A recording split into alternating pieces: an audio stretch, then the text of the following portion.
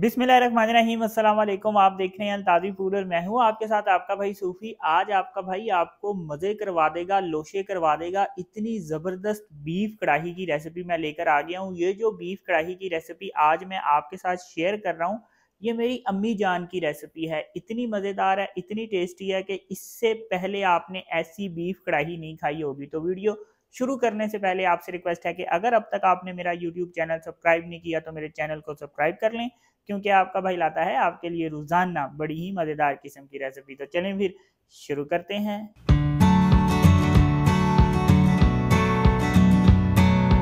सबसे पहले यहाँ पे मैं प्रेशर कुकर ले लूंगा। प्रेशर कुकर में हम ये कढ़ाई बनाएंगे तो मिनटों में बन के तैयार हो जाएगी। तो सबसे पहले इस प्रेशर कुकर में मैं ऑयल डाल दूंगा। मैं जो गोश्त बना रहा हूँ वो चर्बी वाला गोश्त है, उसमें चर्बी काफी ज्यादा है, तो इसलिए यहाँ पे मैं 2.5 चम्मच ऑयल ले रहा हूँ। और जो मैं रेसिपी आपके साथ शेयर कर रहा हूँ, 1.5 किलो बीफ गोश्त की रेसिपी मैं आपके साथ शेयर कर रहा हूँ।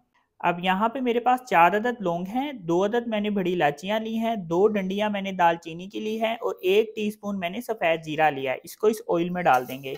ऑयल में डाल के इसको हल्का सा फ्राई करेंगे, तकरीबन 20 सेकंड के लिए। इससे ज़्यादा फ्राई नहीं करना, वरना क्या होगा कि ये जो सफ़ेद जीरा है ये जल जाएगा। तो सफ़ेद जीरे को हमने जलने नहीं देना। अब 1.5 किलो मेरे पास बीफ गोश्त है और चर्बी वाला मैंने गोश्त लिया है। आपका गोश्त अगर चर्बी वाला ना हो तो फिर आप जो ऑयल है वो ज्यादा लेंगे।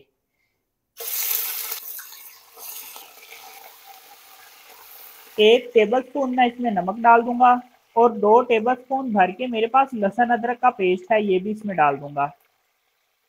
अब चम्मच फेर के अच्छे तरीके से मैं इसको मिक्स कर लूंगा।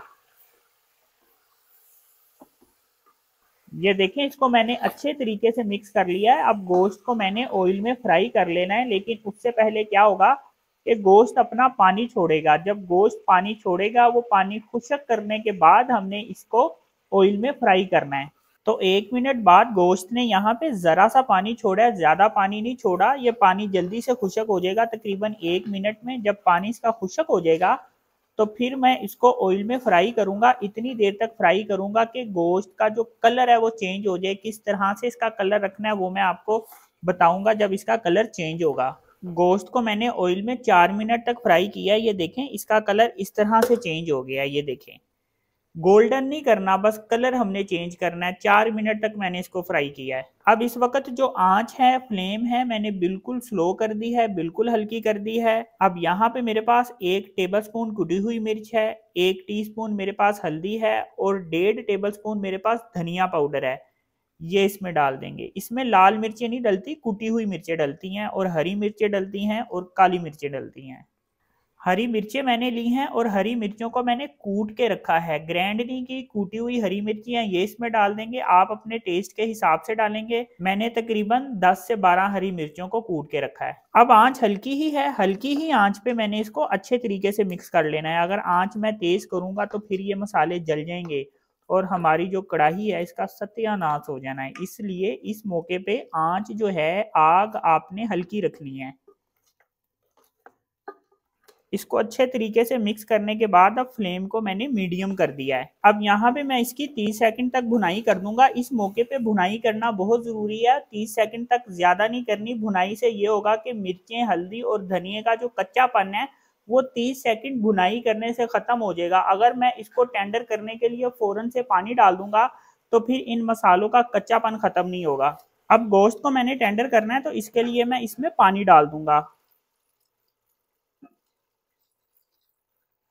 इसमें मैंने 4 गिलास पानी डाल दिया है। चम्मच फेर के इसको एक दफा मिक्स करूंगा। अब प्रेशर कुकर लगा लेंगे। तो प्रेशर कुकर मैंने लगा दिया है। 20 मिनट प्रेशर कुकर लगाऊंगा, क्योंकि जो गोश्त है वो ज्यादा बड़े जानवर का नहीं है, इसलिए 20 मिनट लगाऊंगा। जितने देर में गोश्त गल रहा है, टेंडर हो रहा है, मैं आपको बताऊंगा इसकी हमने ग्रेवी किस तरह से तैयार करनी है। तो ग्रेवी तैयार करने के लिए अब यहाँ पे मैं कढ़ाई ले लूंगा। अब इस कढ़ाई में मैं 1 चम्मच ऑयल डाल दूंगा। अब यहाँ पे मेरे पास 1 किलो टमाटरों का पेस्ट है। 1.5 किलो गोश्त के लिए मैंने 1 किलो टमाटरों का पेस्ट लिया है। इसको इस ऑयल में डाल देंगे।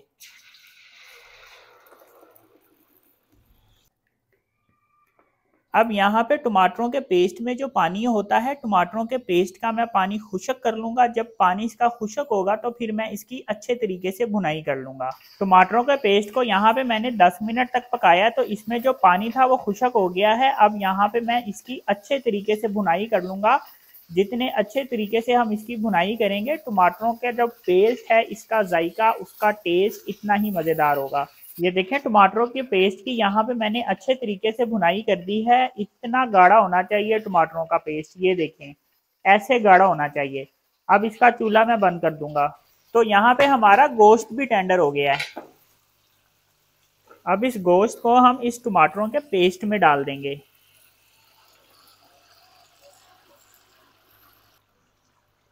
अब यहाँ पे मैं इसकी 3 मिनट तक भुनाई करूंगा। तो गोश्त को मैंने टमाटरों के पेस्ट में डालने के बाद 3 मिनट तक इसकी भुनाई कर लिया है। अब यहाँ पे मेरे पास 1 टीस्पून भर के पिसा हुआ गरम मसाला है और 1 टीस्पून मैंने काली मिर्च ली है, ये इसमें डाल देंगे। हरा धनिया भी इसमें डाल देंगे। अदरक लंबा लंबा काट के रखा है, ये इसमें डाल देंगे। और हरी मिर्चें भी इसमें डाल देंगे। हरी मिर्चें आप अपने टेस्ट के हिसाब से डाल सकते हैं। तो ये देखें जी, माशाल्लाह अल्हम्दुलिल्लाह कितनी ज़बरदस्त ये बीफ कढ़ाई बनके तैयार हो गई है। ये देखें जी, लोशे हो गए, लोशे, इतनी ज़बरदस्त कढ़ाई है। तो ये देखें जी, माशाल्लाह अल्हम्दुलिल्लाह कितनी ज़बरदस्त बीफ कढ़ाई बनके तैयार हुई है। ये चेक करें जी, एक दफ़ा ये कढ़ाई बना ली तो आप इस कढ़ाई के दीवाने हो जाएंगे। चेक करें जी, अल्हम्दुलिल्लाह देखें कैसी ज़बरदस्त ये कढ़ाई बनी है। मुंह में आ रहा है ना पानी, देख के ही मुंह में पानी आ रहा है, इतनी ज़बरदस्त रेसिपी बनी है अल्हम्दुलिल्लाह।